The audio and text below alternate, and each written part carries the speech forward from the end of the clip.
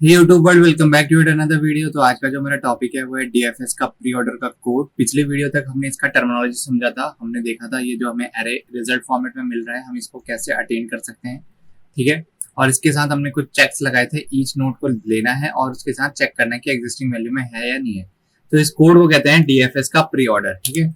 इसकी टर्मिनोलॉजी समझ ली थी तो डायरेक्टली हम आईडी पे जंप करेंगे। और पिछली वीडियो तक हमने कहाँ तक छोड़ा अपना कोड, हमने छोड़ा था ब्रेथ फर्स्ट सर्च में, उसकी हमने पूरी एल्गोरिथम लिख दी थी।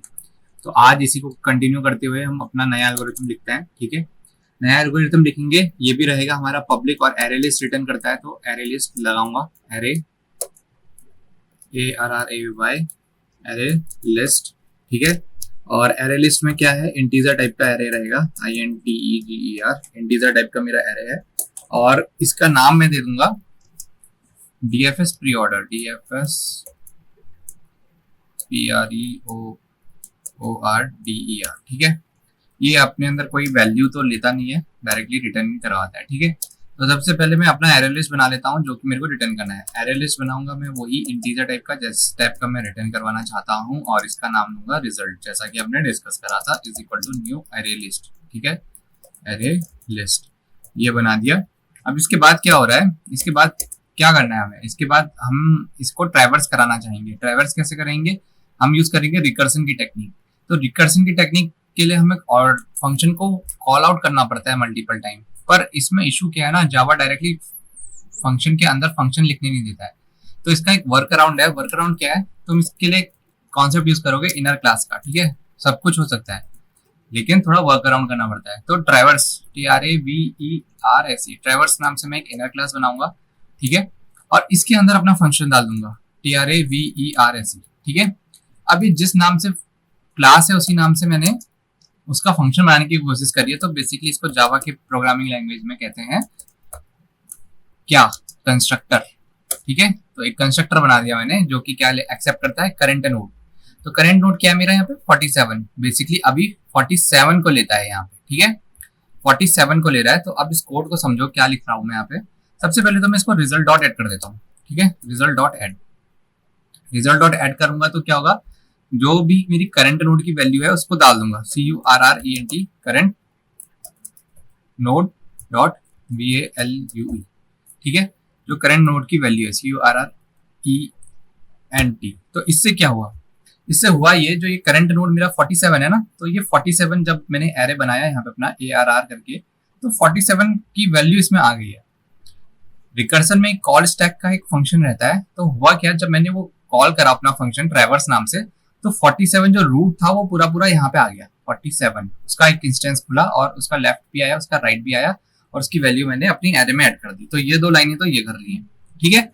अब इसके बाद क्या करूंगा, इसके बाद मैं क्या करूंगा, चेक कर लूंगा। अगर if current dot left CURRENT current node dot left अगर वो नल नहीं है तो रिकर्सन शुरू करवाऊंगा। अगर वो नल नहीं है तो क्या करा दो, फिर से अपने ट्रैवर्स नोड को दोबारा कॉल करा दो। तो कैसे कराऊंगा उसे, न्यू कीवर्ड लगाऊंगा TRAVERS ट्रैवर्स। न्यू कीवर्ड क्या करता है ना, मेमोरी एलोकेट करता है तुम्हारी स्टैक मेमोरी के अंदर। स्टैक और हीप मेमोरी का कॉन्सेप्ट मैं ऑलरेडी बता चुका हूँ, एक प्लेलिस्ट है जावा इंपॉर्टेंट इंटरव्यू क्वेश्चन में, तो उसमें डिटेल में समझाया गया है।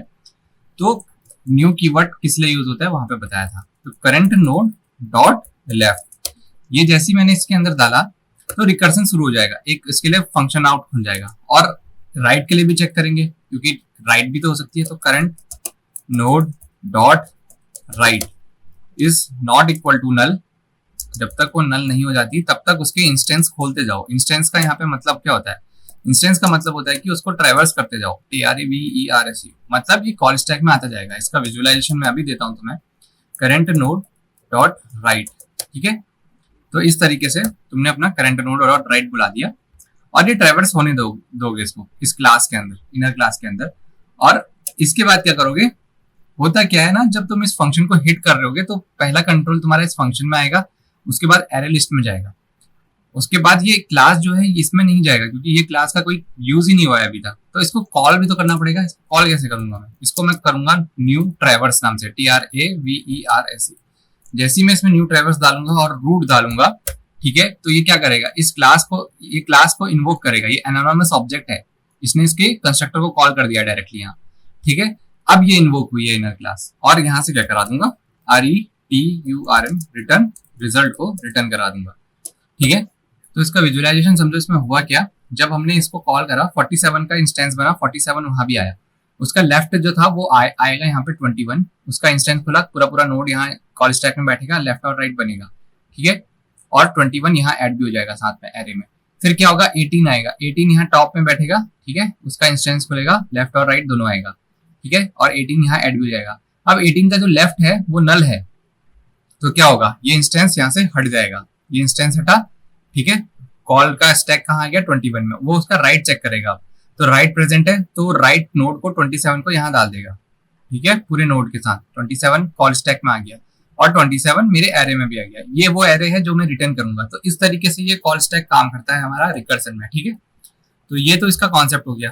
अब इसके बाद क्या करना है, हमें इसका वर्किंग स्टेट भी देखनी है। तो हम अपनी मेन क्लास में आते हैं।